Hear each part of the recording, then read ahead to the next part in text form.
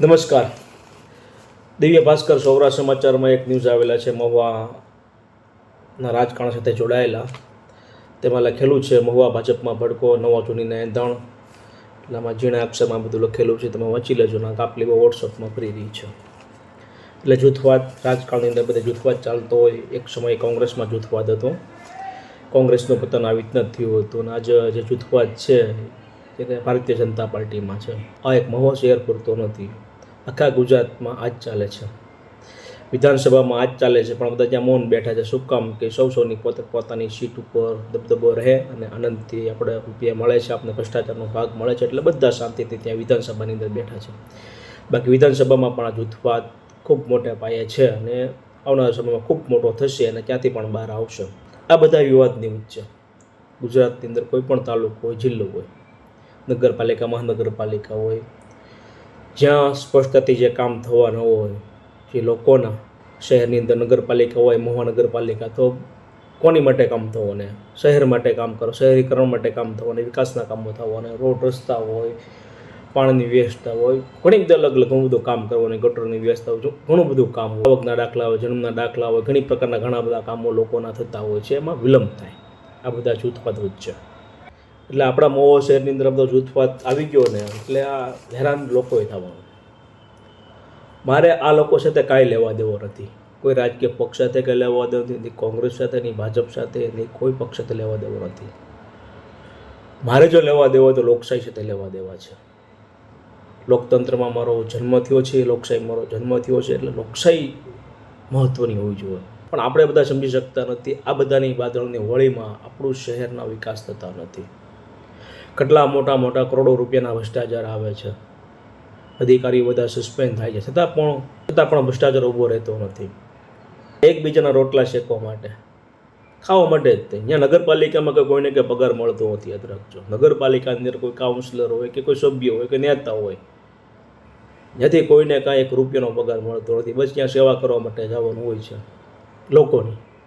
એટલે આપણે ત્યાં સભ્ય બનાવીને મોકલીએ, મતદાન આપીને, કે તમે ત્યાં બેઠો અને વિકાસના કામ કરો. મહુવા શહેરના સારા રસ્તા બને ને, સારી લાઈનો નખાઈને, આમ બ્લોક સારા નખાઈને, આ બધા ત્યાં બેસાડીએ. ત્યાં કરે શું? આવો મળીને બસ એટલો ભાગો જ પાડે. એક આ બાજુ થોડુંક, આ બાજુ થોડુંક, આ બાજુ થોડુંક, આ બાજુ આવું ને. બધાને 5-10% હોય. કોઈક 500 રૂપિયાનું મોટું હોય, કોઈકનું 5000નું હોય, કોઈકનું 5 લાખનું હોય.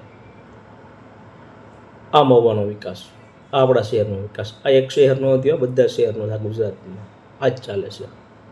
સમય વયો ગયો. એક સમય મહુવા શહેરની અંદર વિકાસ થતો, સારા રોડ રસ્તા બનતા, ડાબાના રસ્તા બનતા, સારો વિકાસ થતો, પાણીની સવલત મળતી, પાણીની સુવિધા મળતી, લોકોને જન્મ તારીખના દાખલા, આવકના દાખલા માટે કોઈને રખડવું ન પડતું. એમ સહી શિકા બહુ સ્પીડમાં ઝડપથી થઈ જતા. ઘણા બધા કામો એની સાથે, બધા બાંધકામના ઘણા બધા કામો, નગરપાલિકાના ટેક્સ, આ બધું પરફેક્ટ થતું બધું. એક સમય હતો. આ ગુજરાતની અંદર 25 વર્ષથી નગરપાલિકા, મહાનગરપાલિકા, ચારે બાજુ ભ્રષ્ટાચાર. એકબીજાના ભ્રષ્ટાચાર સંતાડવા માટે, એકબીજાના ખાવા માટે, નોચવા માટે ગીતની જેમ આ બધા તડપી રહ્યા છે. હું ખાઈ જાઉં, હું લઈ લઉં. આ બધાની હોળીમાં યાદ રાખજો, આપણો ટેક્સનો રૂપિયો બરબાદ થાય છે. છતાં આપણે આનંદ કરીએ છીએ, એટલો બધો આનંદ કરીએ. ઓહો, જોઈએ આપણી બધાને બાદ થયો ને, ઓહો કેમ ઓલો આમ વયો ગયો ને, ઓલો આમ વયો ગયો ને, એમાં 2-3 ફાટા પડી ગયા ને, ભાજપમાં 2-3 ફાટા પડી ગયા ને, ઓલો કોંગ્રેસમાં ફાટા પડી ગયા ને, આપણે એટલો આનંદ લઈએ છીએ.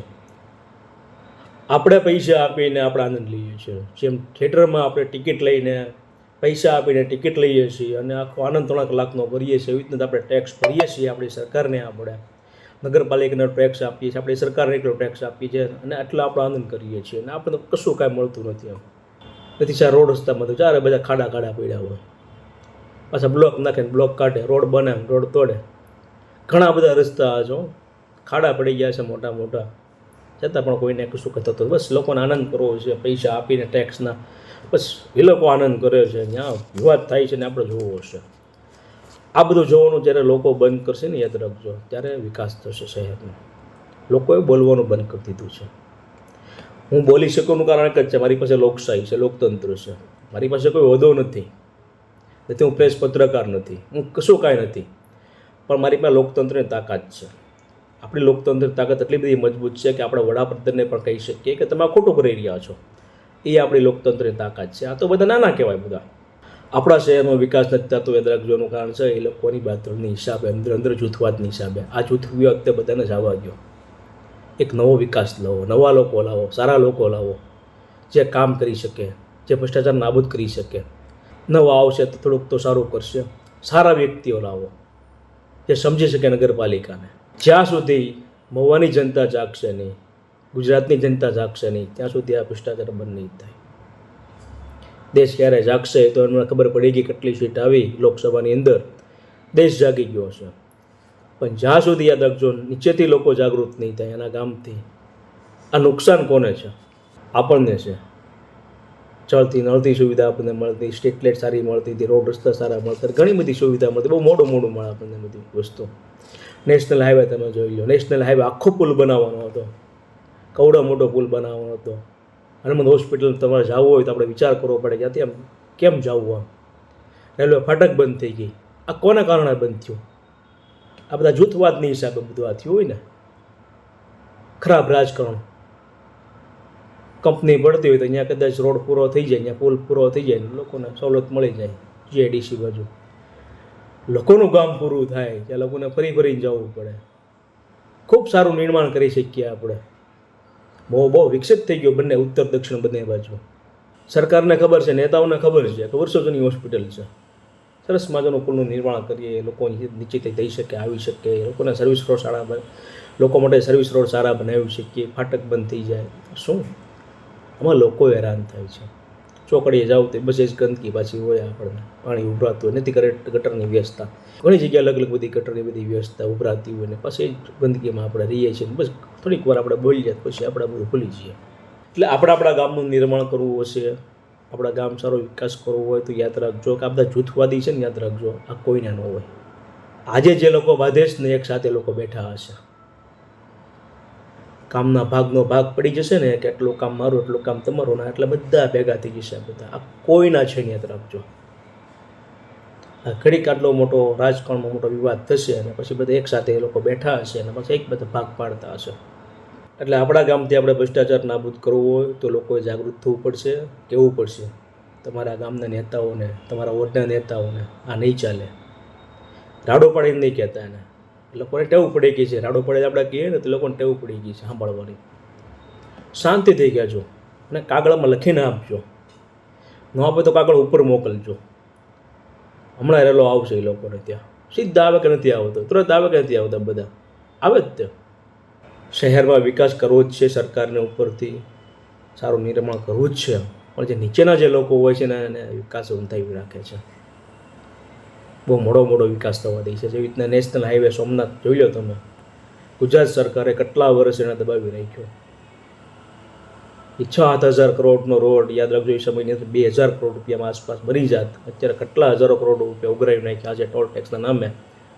આમાં રૂપિયા બરબાદ કોનો થાય છે? આપણો બરબાદ થઈ જાય, આપણે ટેક્સનો રૂપિયો બરબાદ થાય છે. ઉઠો, જાગો અને વિચારો. જો આપણા ગામને અયોધ્યા બનાવવું હોય, ભગવાન પ્રભુ શ્રી રામ જ્યારે પણ અમને ખાતા સોંપવામાં આવ્યા હતા દશરથ રાજની અંદર, એમના ફાધરના રાજની અંદર એમને બધા ખાતા સોંપવામાં આવ્યા, ત્યારે ભગવાન રામે શહેરીકરણનું ખાતું લીધું હતું ને શહેરના નિર્માણ માટે કામ કર્યું હતું. જે ઝૂંપડી હતી, ઝૂંપડી હતી, સારા મકાન બનાવીને આપ્યા હતા, રોડ રસ્તા સારા બનાવ્યા હતા, પાણીની વ્યવસ્થા લોકોને કરી હતી, શિક્ષણની વ્યવસ્થા કરી હતી. શહેરીકરણની અંદર ભગવાન રામે આ સરસ મજાનું કામ કર્યું હતું અયોધ્યાવાસીઓ માટે.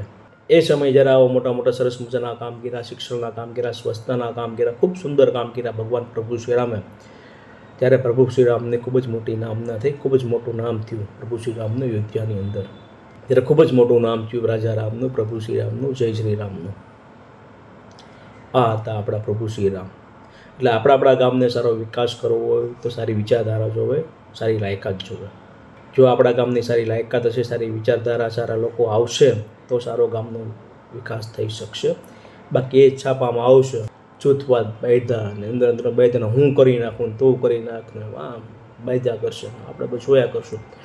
પાસે ટેક્સના રૂપિયા આપશું ને આપણે આખો દિવસ બાંધણ એ લોકોની જોઈશું જૂથવાદની. પાછા બધા ભેગા થઈ જશે ને પાછા હવ ભાગો પાડવા મળશે. આ પટ્ટો તારો, આ પટ્ટો તારો, આ પટ્ટો તમારો, આ પટ્ટો તારો, થોડોક વધે એટલે એવી જશે. બસ આ જ ચાલે છે. એટલે આપણે ભગવાન પ્રભુ શ્રીરામની વિચારધારા સાથે ચાલવું પડશે. જે રીતે પ્રભુ શ્રીરામે અયોધ્યાનો સારો વિકાસ કર્યો, એમના રાજ્યનો સારો વિકાસ કર્યો, એવી રીતના જ આપણે આપણા ગામનો સારો વિકાસ કરવો હોય તો આપણે સારા વ્યક્તિઓને લાવવા પડશે. ભગવાન શ્રી રામ જેવા વ્યક્તિઓને લાવવા પડશે આપણે. જય શ્રી રામ. આપ સૌને આગામી રામનવમીની ખૂબ ખૂબ શુભકામનાઓ અને આપણું મહુવા અયોધ્યા બને એવી દરેક નગરજનોની શુભકામના. જય શ્રી રામ.